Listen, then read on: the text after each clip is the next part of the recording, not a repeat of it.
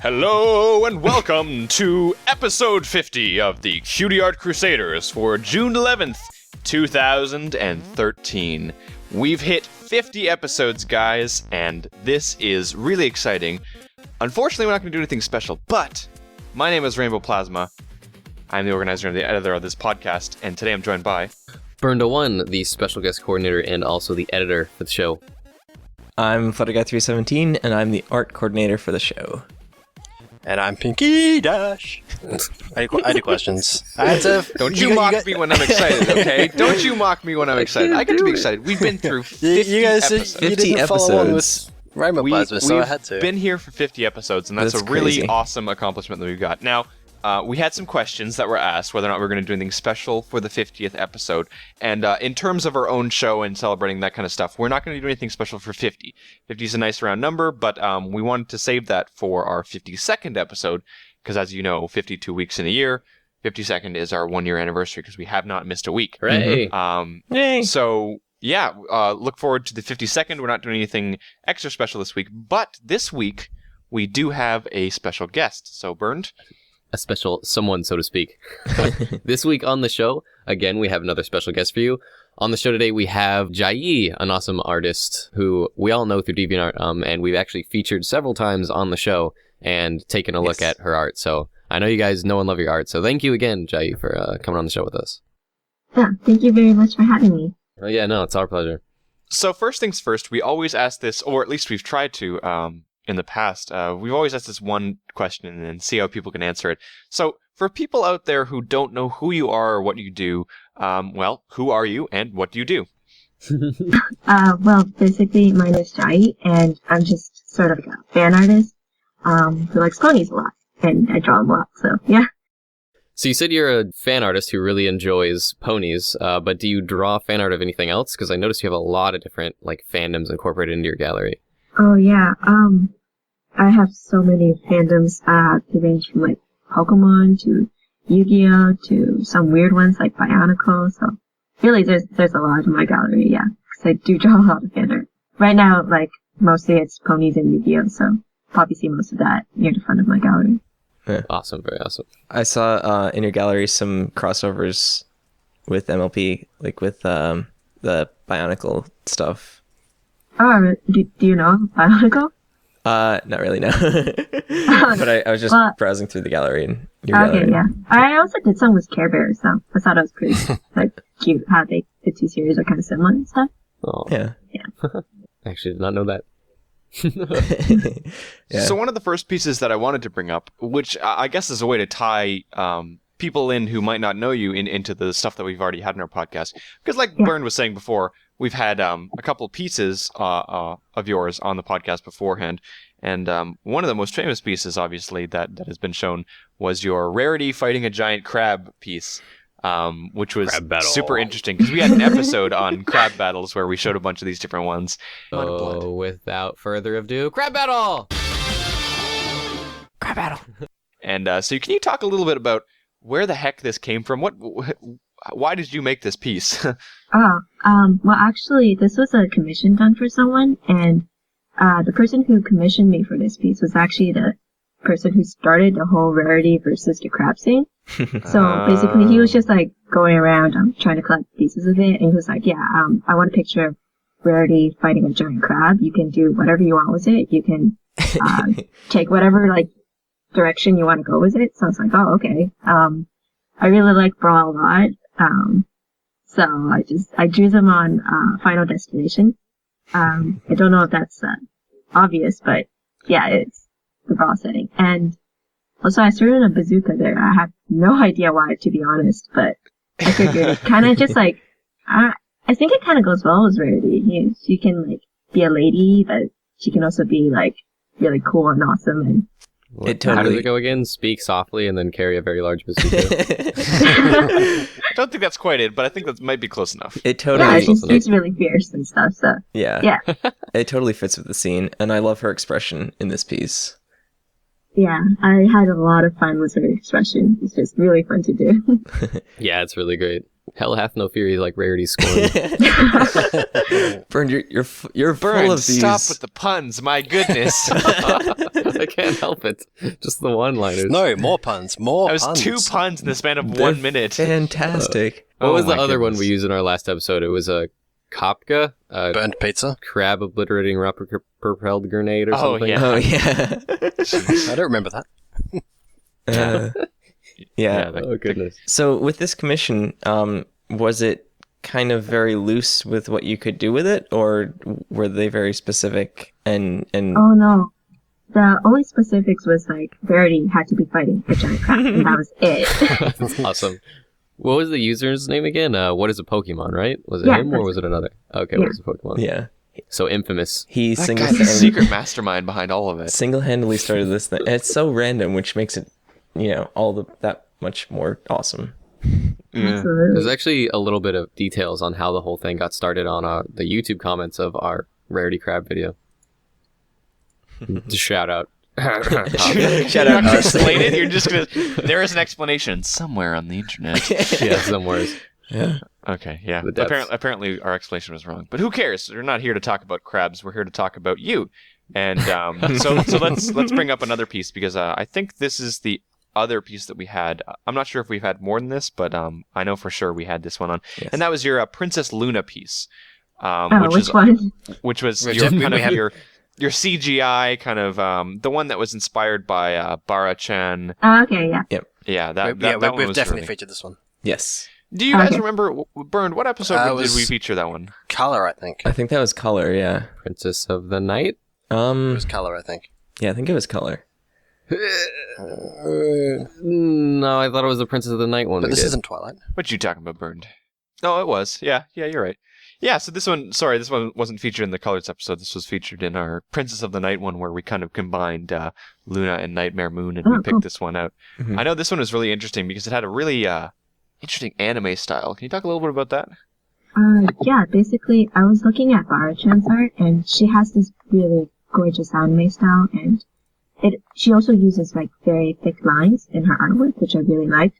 So I kind of wanted to try that out. So with the eyes, you can see like there are some really heavy lashes on Nightmare Moon and Luna.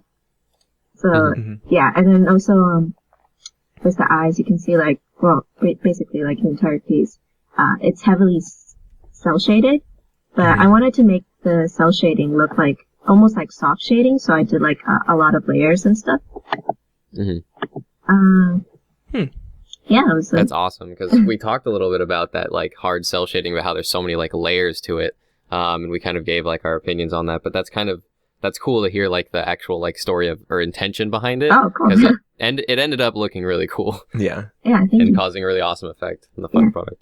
I also wanted to try some stuff with like the colors, so like I used like I don't know if it's very obvious to people, but for like I did a bit of backlighting, so you have like Nightmare Moon, her little crusting near her neck. You can see like it's blue, it's shaded blue, but then there's like some purples and grays thrown in.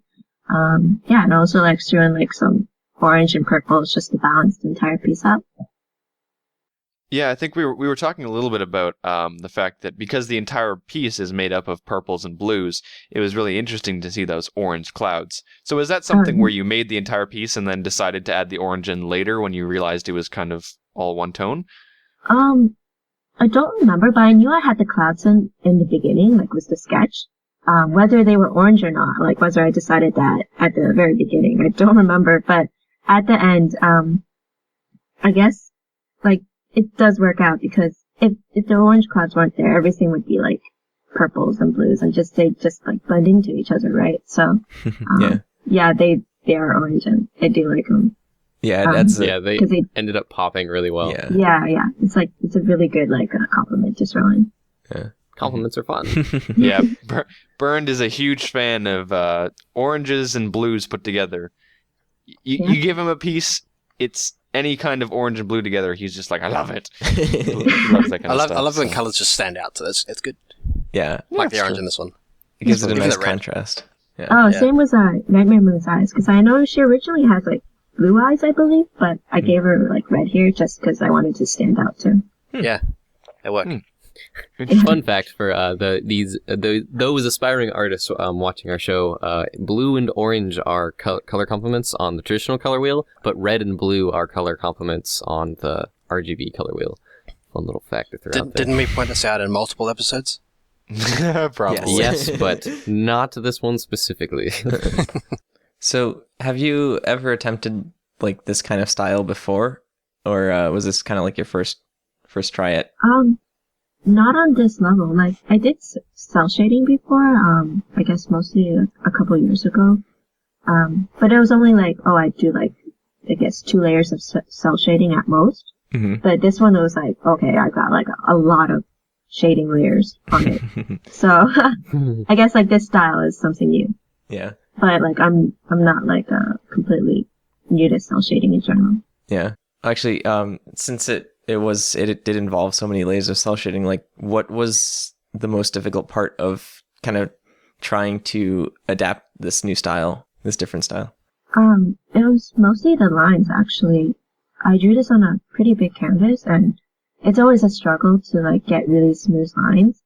And then there's also like the thickness, like it varies in certain places on the line art, so I had to choose like where I wanted it thick and where did I want it thin and whatnot. So that was pretty difficult. And also at the end, like I colored line art, so like it's not black or anything.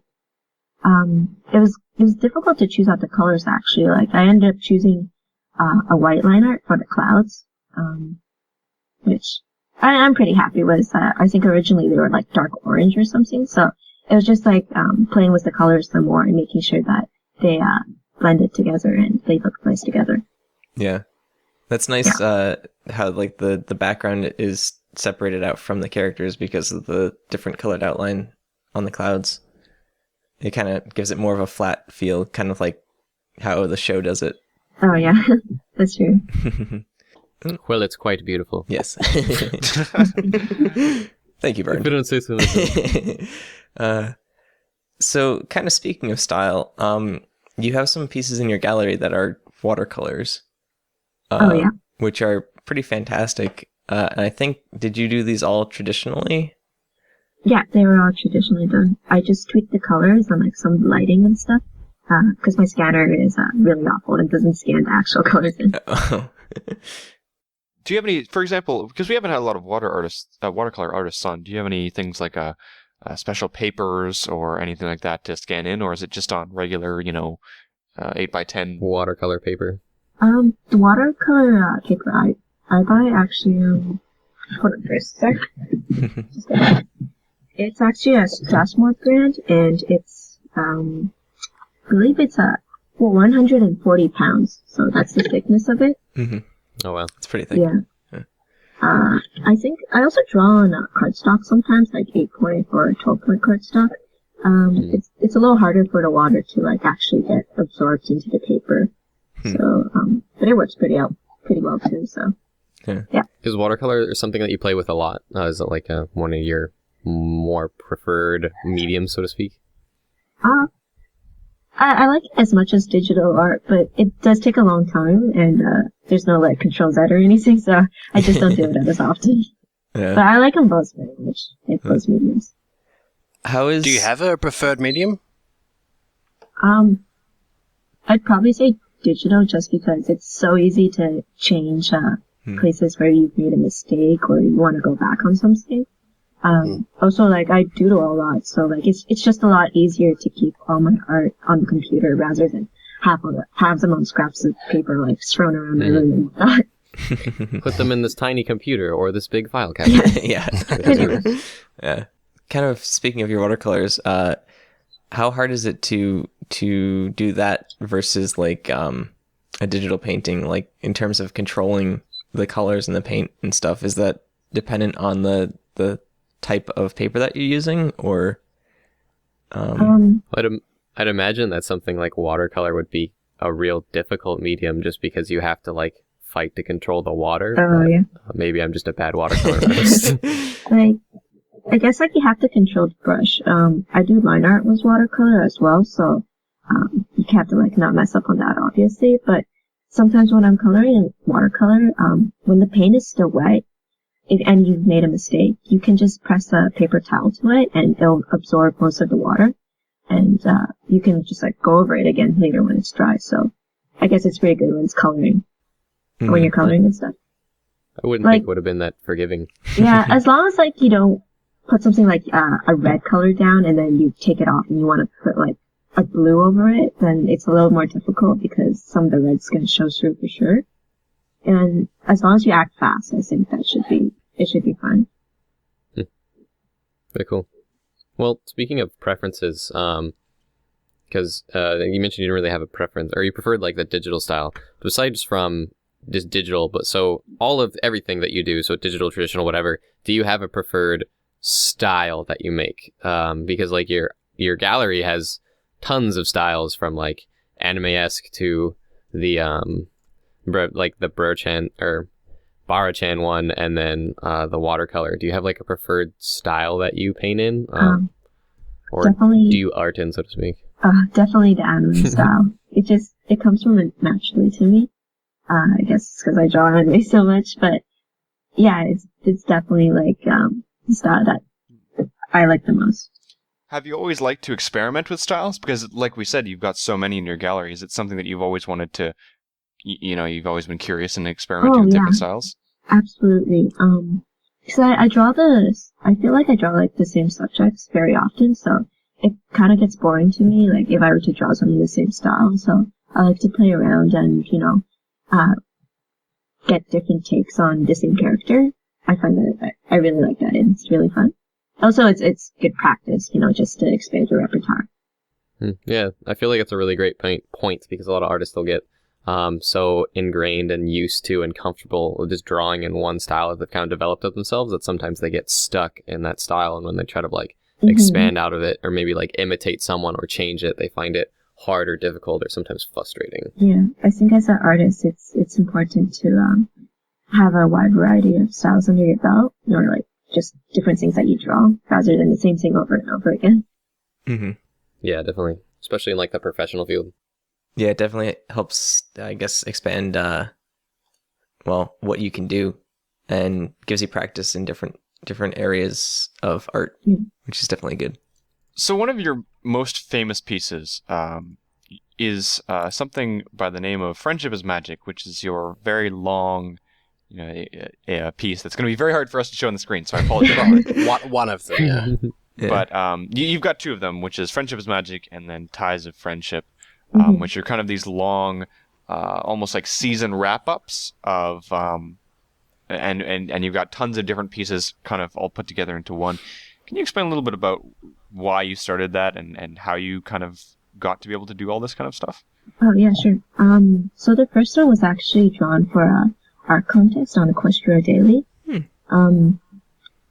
Yeah, I wanted to do something like really epic and focusing on a lot of characters rather than just a couple. So I guess I was kind of crazy to do it too, but I decided to like put in all the episodes for season 1 onto one thing, and I wanted to like make them all flow together and fit in nicely, and it kind of go like a letter to Celestia. So it was a season 1 drawing. I actually drew it on a pretty small canvas, like the original file. It was only like a little bit over 1,000 pixels wide, so I actually finished that one pretty fast. It took like 30 to 40 hours, from start to finish. And, yeah, it was really long of doing the line art and coloring everything. And in the end, I just wanted to finish this. Yeah, so I got a really, really great reception on it, and everyone wanted to see a season 2 one, so I was like, okay, well, I had some time, in this winter actually, so I started to work on the season 2 one. But I didn't want it to make it exactly like the season 1 picture because, I feel like it's like repetitive. I already exhausted the idea, so I wanted to try something different. actually what took me the longest was thinking about the idea, like having all the ponies, pitch in and write a letter to Celestia. I knew for sure at the beginning, like, I wanted to incorporate all of them writing the letter to Celestia because, that's what happened in the actual season. Yeah, so I just had to, like, decide, like, how to do it, how to, lay out the composition and everything, and that was the most difficult part. But after that, I guess I did the line art, which also took a really long time because the canvas size for this one was more than twice the size of the original, so everything just took a lot longer. It took a lot longer to line, to color, and all that stuff. But in the end, yeah, I powered through it somehow, and it was done. I think they both turned out really well. Like, they both have their own little unique individual feel. Especially the second one, how like those ribbons kind of tie through it, and then each character does have that little moment where it's like holding that physical letter, you know? Yeah. And how it's like laid over everything. I love how Applejack's the one to put it in the mailbox. Always the working pony. Dear Princess Celestia, I didn't learn anything. Yeah, well, in case people have missed it in this particular piece, because I know the first time that I saw it, I didn't see it myself. There's a ribbon being shown throughout. It's doing kind of like a double helix, and at each time it crosses over, you can see in the center each pony is contributing to that letter. Like you were saying, you wanted every single pony involved. So, for example, it starts at the top with I guess Twilight writing the letter, and then Fluttershy adding a picture, all the way down to the bottom, Rainbow Dash delivering the letter. So, yeah, it's a really interesting thing to be able to do that. In these longer pieces, was a lot of the fun kind of figuring out the composition of how you would tie everything together? Because, for example, in the first one, you've got many things where, like, Rainbow Dash will swoop across, and that'll be your cut from one scene to another, you know? Yeah, definitely. For the first one, I didn't plan it out as much, so I feel like there are some parts of the composition that could be improved on, for sure. So the second one, I spent more time, like, I actually got down, I did, like, a whole bunch of thumbnails and sketches, just to make sure, like, everything flows together and that nothing's, like, too out of place or whatnot. So, yeah, definitely for sure. Yeah, these are definitely some of the best pieces I've seen in terms of composition, and it's definitely got a huge amount of thought into it, especially the second one. And I love seeing, because I'm an editor personally, and in video editing, whenever you can cut using an existing piece, you know, when you don't have to manually cut something up, it's great. I love seeing this kind of it's clever composition. That's what it is, and it's a lot of fun to see for sure. Actually, I think just both these. I thought it. Oh, sorry. I was gonna say I think both of these pieces in particular are definitely one of like probably my absolute favorite just pony pieces in general out of everything that I can think of. Mm-hmm. Also, probably the largest. Yeah, that's actually an interesting question. Is how did you decide on the resolution for the pictures? For the first one, I just plain didn't. Honestly, I wasn't like thinking of it. And the second one, well, I might like want to make a poster of it or something. So I just decided to make it at like, I think the resolution was at least like 2,500 pixels across. Mm-hmm. Just because I wanted to like hang it in my room or something, which I never ended up printing. But so yeah, I just made it bigger. Nice. So, I mean, it would be remiss of us to bring those up and not poke you a little bit about the possibility of you doing work for future seasons, I suppose. So, any plans for that in the future, or is that kind of intimidating? I definitely have, like, a lot to, I guess, stand up to for this one. Honestly, I've thought about doing season 3, and I really would like to, but I have to think about, like, how the entire layout would be, because I don't think they really like write letters to Celestia in season 3, at least not as much as the previous seasons, right? Yeah. Mm-hmm. Yeah, so. Yeah, kind of, they seem to be kind of phasing that. The layout of the poster would have to be a different flavor to try to like fit the seasons, you know. But I would really be interested to see like maybe your take on how the whole season 3 incorporated how it started out with the overarching scheme of how it's Celestia gave that chest to Twilight, right? And that was kind of like the little back part of the scene that wasn't like super in the spotlight, but it was just kind of there. And then eventually warping into her, you know, becoming a princess. Yeah. Kind of the artistic take on Twilight's journey from the start of season 3 into becoming a princess might be something that's cute. Yeah. Look at Vern pulling in some I suggestions. may be poking just a little bit. Throwing them in there. Also, in there. if I can That's throw out great. more suggestions, something that I may or may not really love to see is if you're choosing your resolution layout, if you choose a post like a standard long poster print, and times that by 3, and then choose that to be your resolution, you can make one large piece and then cut it perfectly in 3 segments, and then you can sell those 3 segments as prints online. So then fans can buy those prints in sets of 3 and then hang them vertically on their wall. Just throwing that out there, That's a good idea. If anything, Technical specs with Burn. if anything, I'd make it available so people can print it out themselves, and I don't have to do the work. So. And you did a little something when season 3 was first starting. Just a little, I don't know, I guess a little crystal kingdom, empire, whatever. Whatever it is, the Crystal Empire. You had a little something at the beginning there, so you do have a little something for season 3. But I'm sure we would look forward to a similar type of piece, because those were definitely spectacular. And there are things that stood out to me, especially when we heard that you were going to be a guest, kind of looking through your gallery, like, oh yeah, I definitely remember seeing those. Those are awesome. Thank you. We talked a little bit about how you were trying different styles, and one thing that I wanted to bring up was, did you have any artists, whether or not professional or just on DeviantArt, that had ever inspired you, whether or not it's their style, their technique, or just their subject matter? Do you have any artists that, in particular, that have influenced you at all? I have so many, honestly. I guess the first one would be Chao-san on DeviantArt. He draws like characters with I don't know, I feel like you can feel their pose and their actions and their movements. And basically, like, his poses are very bold and strong, and I really like that a lot.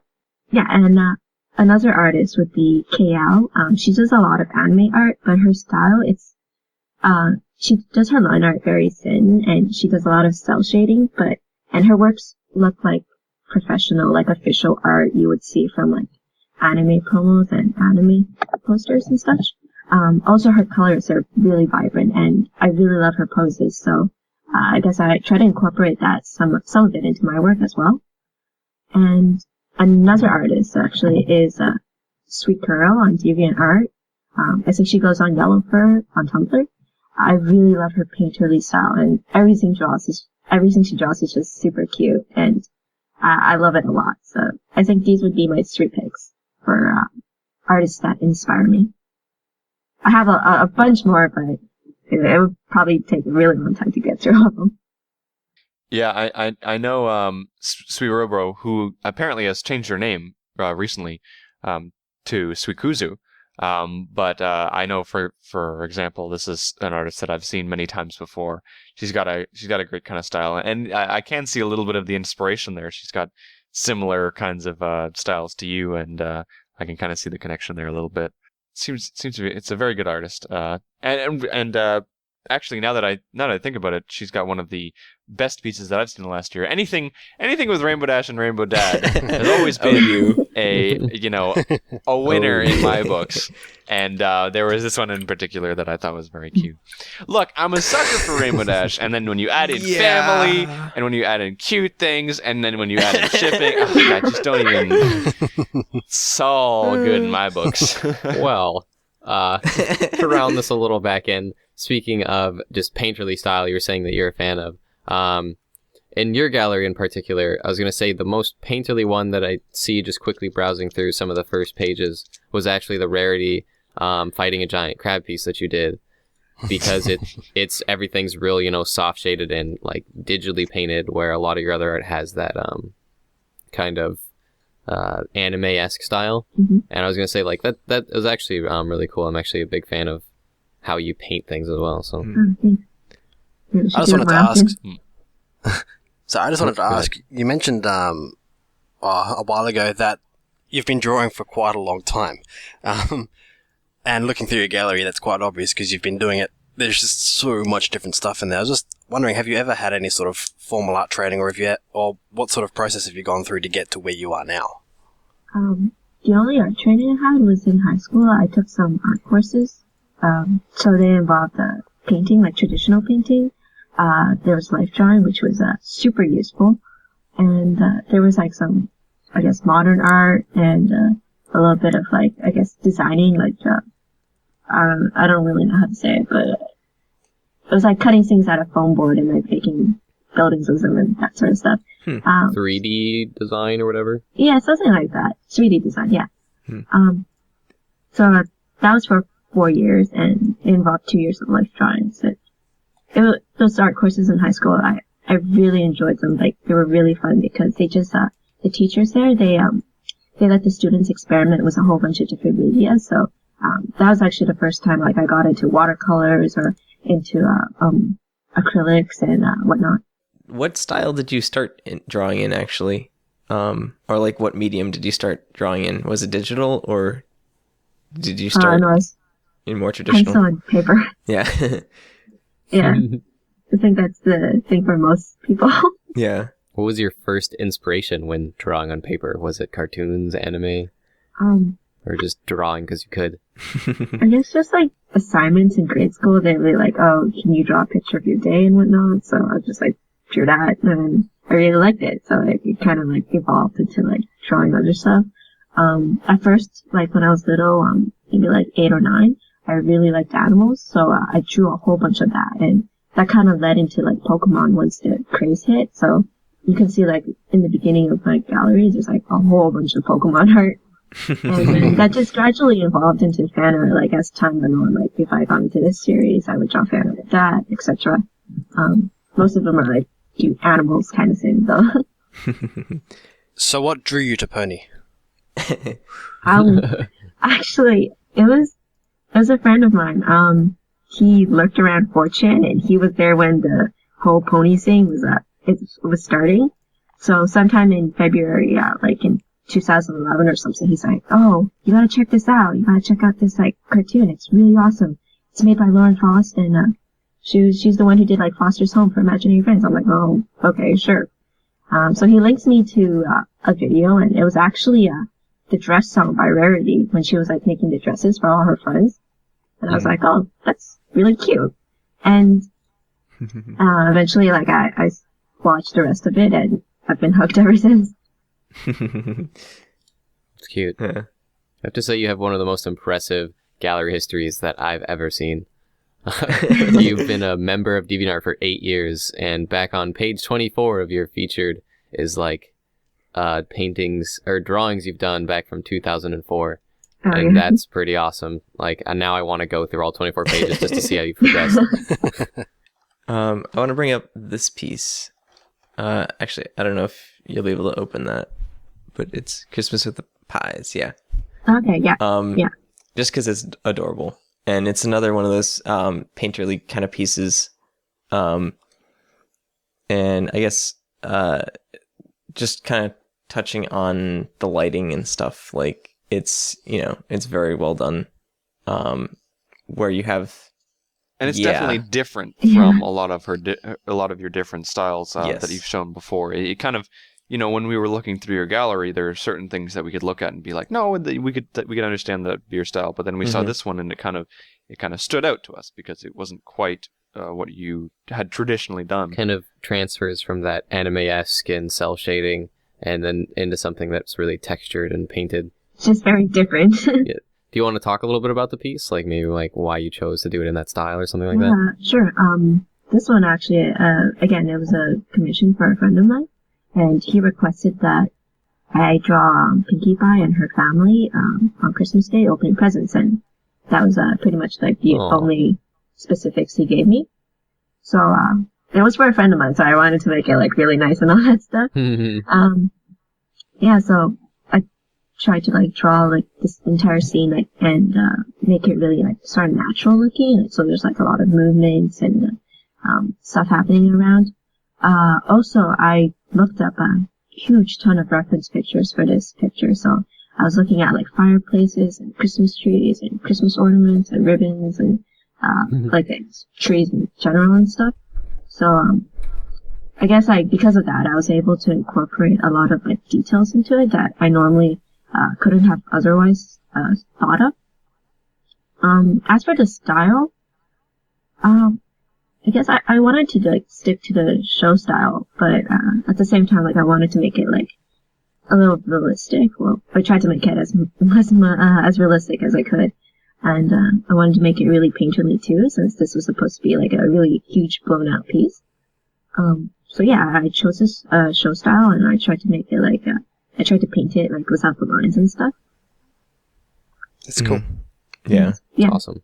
How did you decide what toy each pony got? Well, Pinky got Gummy.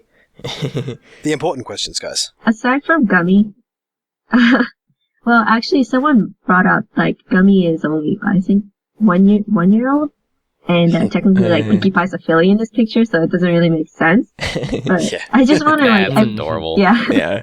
But when I does just- Pinky ever make sense? yeah, yeah. Aside from that, like I just kind of gave like the traditional Christmas toys to Inky and Blinky.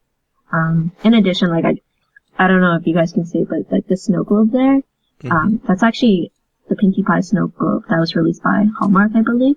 I just wanted to like throw that in because it's Pinkie Pie and, you know, or small stuff.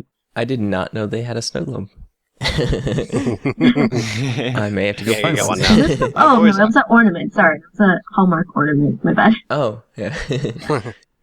I've always loved to see pieces that included Inky and Blinky because I always thought that they were really interesting characters, and I'd love to see a little bit more. I mean, I guess I'd love to see a lot more backstory in terms of families from all of the main six, but just in general, I always thought the design and like the differences between Pinky and her two sisters were really interesting and cool. And I don't know, I just always wanted to see those characters like looked into a little bit more because I see so much awesome fan art of them. Here's the hoping for season 4.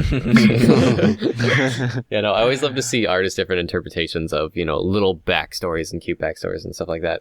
I mean, but I think it's really cute how you had Gummy in the Christmas present, a relevant of continuity. Maybe you could change the story up. Be like, oh yeah, no, that's not Gummy, that's Toothy. He died. Exactly. He used to be Toothy, then he became Gummy. Too much canon.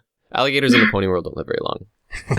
It's the sad part about No, it. it says he only became Gummy a year ago. He's been Toothy up until then. And then he became yeah, Gummy sure. and was born again. It was his evolution, so to speak. Maybe alligators are like phoenixes in the pony world. But anyway, we're getting a little off topic.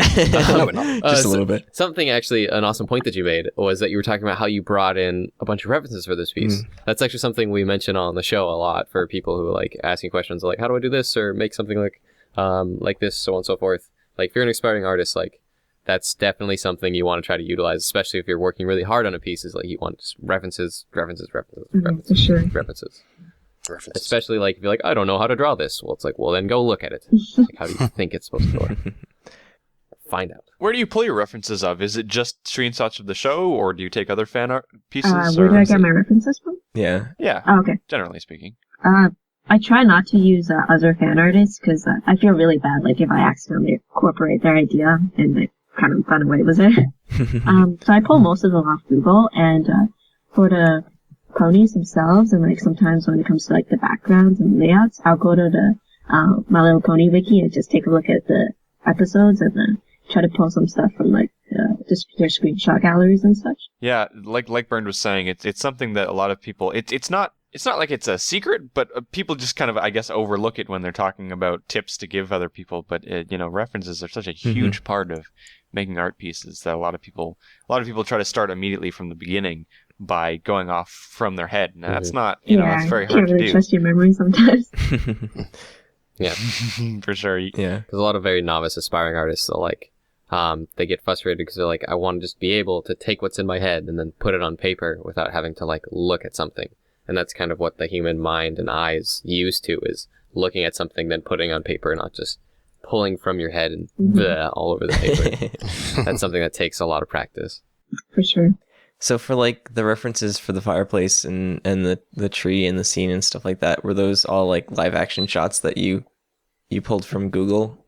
Yeah, I I looked up, like, I typed in something like fireplaces or something like that, and I just kind of, like, I looked at a whole bunch and, like, incorporated, like, the stuff that I like from each picture into, the final piece here. Mm-hmm. Yeah, one of the reasons why I brought up the lighting in the first place was just because the way that it falls on the tree and on the characters is very realistic, so clearly references are good. Yay. Yeah, references are definitely always good. I want to talk to you briefly, very briefly, about your plushie making a little bit, because you do have that a little bit on the side. Can you talk a little bit about that for people? Because I'm sure a lot of people aren't aware that you do sure. that.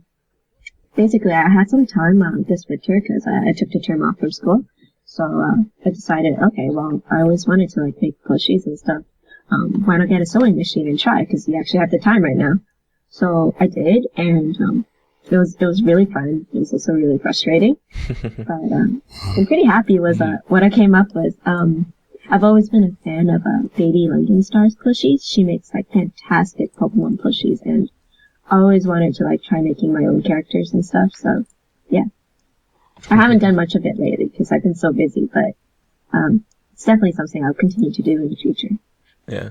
Well, they turned out cute. And I suppose it's a good skill to have just for yourself, too. You know, not necessarily commission-wise, but also just to have something big and cuddly as well is not exactly a downside, right?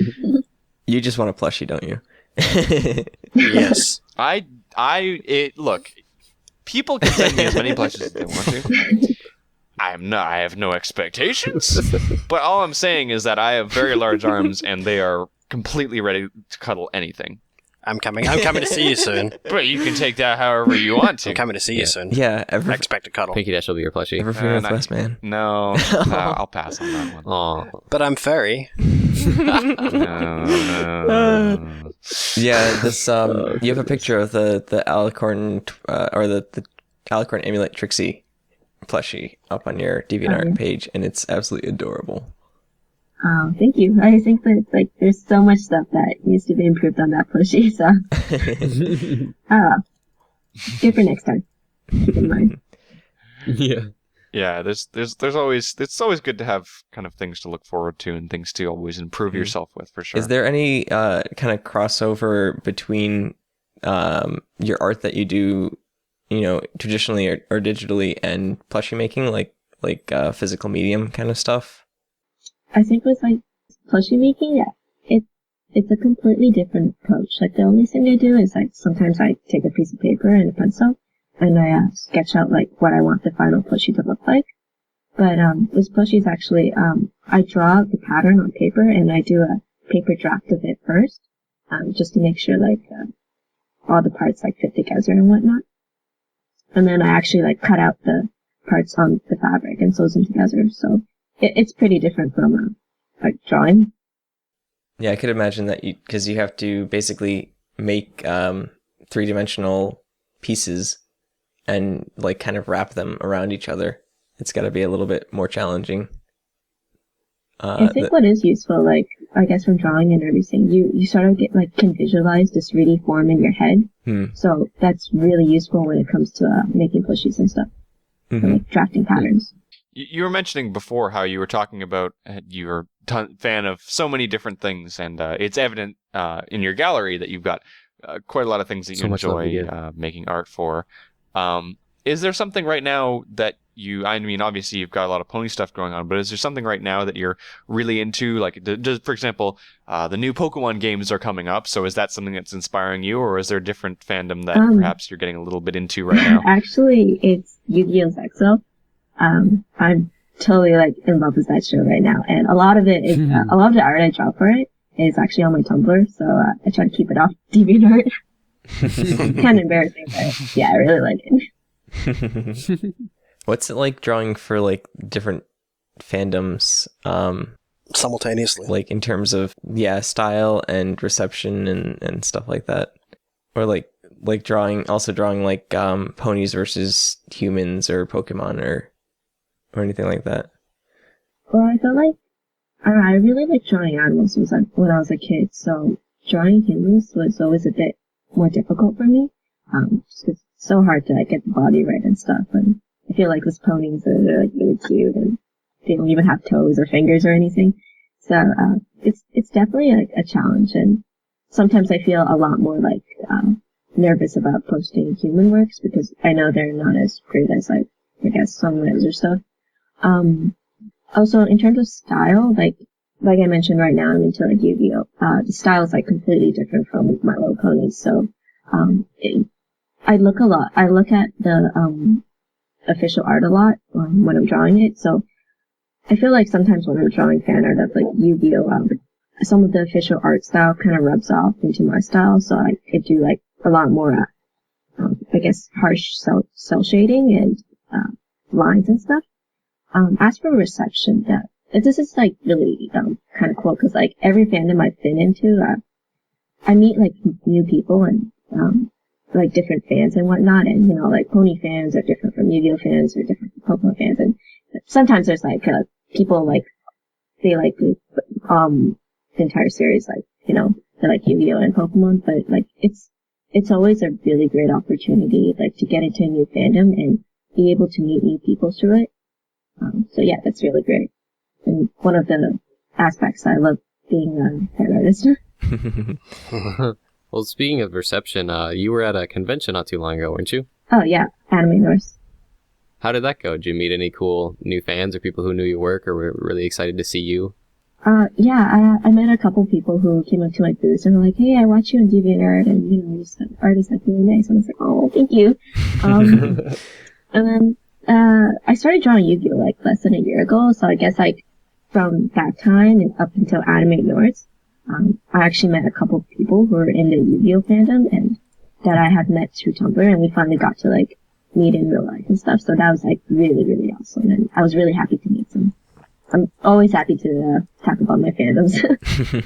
That's cool. That's really cool, and especially because I know at least in the Pokemon fandom, and I think in the Yu-Gi-Oh fandom, there's quite a lot of fan artists in there as well as the pony fandom.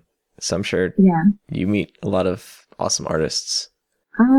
Yeah, some of them. I think most of them are in the States actually, and I'm from Canada, so like in the middle of nowhere. So, but occasionally I do meet them, so that's good. Yeah, who lives in Canada, right? Yeah, no, seriously. Yeah. Yeah, we kind of passed by this fact, but you do live in Canada. We happen to live in the same city. But it's nice to have some Canadian representation on here because I'm always having to be that guy because everyone here lives in the States or Australia. Yeah, go play hockey. I will. Thanks. Go eat it at Tim Hortons. So I will. It's delicious. So we're going to be wrapping up here in a little bit, in 5 minutes or so. So does anyone have any questions that they'd like to ask before we kind of wrap up here? Because I have one more that I want to ask. Do you ever make crossover art with because you've got so many different, you're part of so many different fandoms, do you ever feel like you kind of want to just mesh them all together? Oh my gosh, absolutely. I did that with My Little Pony, so I custom over with Bionicle and Care Bears at one point. I'm pretty sure I did more, but I don't remember them off the top of my head. Yeah. I think we need a giant, huge, like another one of those really long pieces that you've done of just pure pony crossovers. Just ponies with everything. I mean, from Yu-Gi-Oh to My Pokemon Little Care to Bears. Adventure Time. Like if you're a fan of it and you can draw it crossed over with something else you're a fan of, you should put it in a giant, huge poster. Yes. We'll call it all the crossovers, and you can sell it, and you'll make millions. It's genius. My Little You sell Everything. it to every fandom ever. My Little crossover with everything. Yeah. My Little Animation. Oh, speaking of animations, you've done a couple of animations. One of them Segways. is you are the master of segues. You have an animation called Wuna Blink, and there's also, I believe, there's an Inky Blink or a Pinky Blink. Pinkie Pie one. Pinkie Pie Pinkie Blink. Pie Blink, Pinkie yes. Blink. It's Pinkie Pie blinking. What Winky. is your process for like taking? I'm guessing that this started out as a still image and kind of turned into an animation, or was it always set out to be animated? The Luna one, I think like I just quickly like animated her blinking on top of that. But the Pinkie Pie one, actually it was done for a friend, and I don't know why I wanted her blinking, but, she's blinking at you, so, yeah. Basically, this was the first and only animation I've ever done in Flash, and oh my goodness, the program is like horrendous to work with. But, we know, yeah. yeah, basically what I did first was I made a really quick, sketch, basically lining up all the movements that I wanted Pinkie Pie to do, and then I just drew over it, and that's pretty much it. It took a really long time to actually color everything, though, because I probably did not do it right, because I have no formal training in Flash whatsoever. Learning. Yay. Yeah, it's always interesting to learn new things, and you've obviously shown that through your experience with different styles, and animation is just kind of an extension of learning new artistic things. That was one of the reasons why we really wanted to have you on the show, just because all of the styles that you just have like access to and that you've played with was just so impressive that is kind of an awesome opportunity to have you on the show with us and get to ask you about all of the stuff you've managed to incorporate into your gallery. Oh, thank you.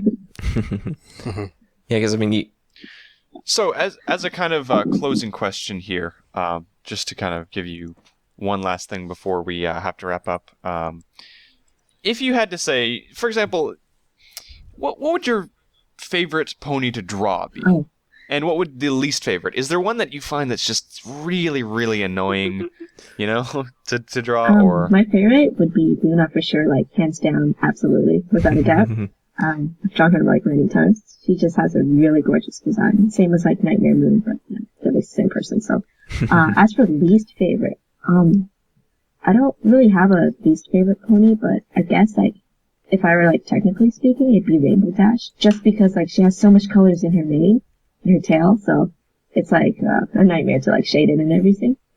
But really like a least favorite pony to draw, I don't really have one. I like all the ponies. Good. They're all good.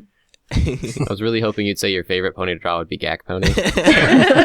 Maybe that's no.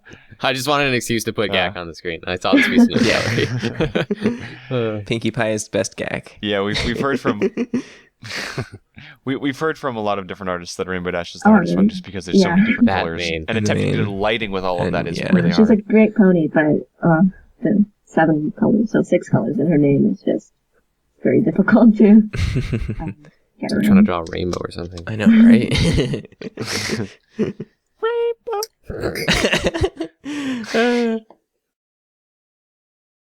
All right. Well, I think that's everything for us today. We're coming up on our time limit, so we should wrap things up while we can now. So thank you very much for coming on. We had a great time with you. I was just wondering, you've obviously got a DeviantArt, but there's many other places where we can find you. Would you like to plug those right now? The only other place that I'm on is Tumblr, which is artsugahearts at tumblr.com. And that's my art blogs, and I stash all my little doodles there. So we can find you on DeviantArt, Jiayi on DeviantArt, and then we will put those definitely up on the screen for you guys. So yeah. Thanks again for coming on the podcast. We're just going to go ahead and do our own plugs here. So Pinkie Dash, take it away. Okay, so we have a DeviantArt account, which is cutieartcrusaders.deviantart.com. Go there to see any of the stuff that we've mentioned in today's episode, plus a whole lot more, I'm guessing, from Jay's gallery, because there is so much there. Mm-hmm. Also stuff from last episode and weeks before that. And our personal pages are all on there as well. You'll also find a link to Jay's page on there as well, which will be up there as soon as I can remember to do it. Do it. We also have an email, which is cutieartcrusaders@gmail.com. Send in any questions you've got for us, for our normal episodes, our normal thing episodes, not people episodes. And also any art that you would like us to have a look at's on there. Yeah, I guess that's it for me. Yep, we have a Facebook page, which is facebook.com/cutieartcrusaders. You can go there, give us a like. It will provide you with basically information on the day of the stream, what it's going to be, when it's going to be. And we have a Twitter account, which is @CutieArtCrusade. It's kind of the same information that you get on Facebook, and a little bit more up-to-the-minute information. So you can go and follow us on Twitter. And yay! One last thing before we go, I'd like to give a special thanks to our guest last week, Atril. what ended up happening was we had a Trill on, and he was feeling a little bit bad because his mic audio wasn't the best, which is no fault of anyone's, and he was feeling a bit tired from his packing. But he actually made us quite the spectacular piece of fan art, which was really unexpected from us, and it was a really cool thing for him to do. He asked for our OCs at the start of the episode, and we had no idea, what to expect. So, Gonna use this for all the banners. Mm-hmm. So thank you, Atrill, for that. I just wanted to give an extra shout out for that. I love you. Because he's a pretty awesome guy. Speaking of awesome, thanks again to our guest, Jiayi, for coming on. It was wonderful having you. Thank you for having me, actually. Our pleasure. And we'll be back next week. I think, we're not doing anything special like I mentioned at the beginning. We're not doing anything special next week. But 52, we're going to try to come up with something really special for you guys. And hopefully we can make it something a little bit different than what we usually have. Hey, Burn1 here with an edit about what we're going to be doing for our super special 52nd 1-year anniversary episode 2 weeks from now. For our 1-year anniversary episode, we're going to be doing a 2-parter, we've decided. And we're going to make the first part a surprise, but it's probably going to be personal. So you have to wait and see what that's going to be. But for our second part episode, it is going to be another fan-created submission episode. It is going to be, or the content on the episode is going to be sent in by fans, and that is going to make up the entire hour, maybe hopefully more than an hour of an episode. And we're actually asking for 2 things of you guys, of our fans, to send in for this episode. We're asking for, first, a short audio clip or a little text snippet that you guys send in to us saying basically why you watch our show, like why you like our show, or even what you love about our show, and maybe how it's affected you, or even your art, if it's helped you learn something or inspired you. Anything like that, we would love to hear it. You can send it to us in an MP3 and just record it, but try to keep it around a minute. And then, if you don't want to have your voice on the show or whatever, you can feel free to send in a short text file, your email, send text email, and keep it about a paragraph or so. So it takes us about a minute or more to read it on our show, and one of us can read it.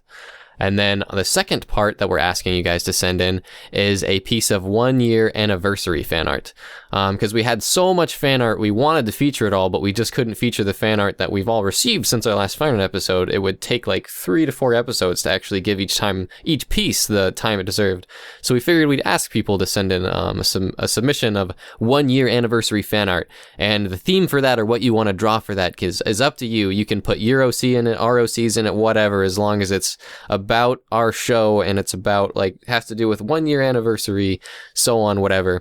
And we'll put it on the screen along with your audio, and read your text or whatever if you send that in. And you can do one of these, or you can do both. You can send in both the fan art and both the audio clip, and we'll play both of them or whatever. You can pick and choose. But we think that in a 2-week time frame, this will give us enough substance to make up an episode. And hopefully we have enough to fill up an hour. And the deadline for all these submissions will be Friday, June 21st. And then all the submissions need to be sent in to our email at cutieartcrusaders@gmail.com. And that's it. And so that'll be our special 52nd episode 2 weeks from now. And you can also read more about it in our journal post that will be in the description of this YouTube description. So without further ado, thank you for watching. Whether or not you're on YouTube or the live stream, we love you all the same. My name is Rainbow Plasma. I'm Burn1. I'm FutterGuy317. I'm Pinky Dash. And I'm Jiayi. Yeah, there we go. Bye. Great. And we will see you guys Bye. next Yep. week.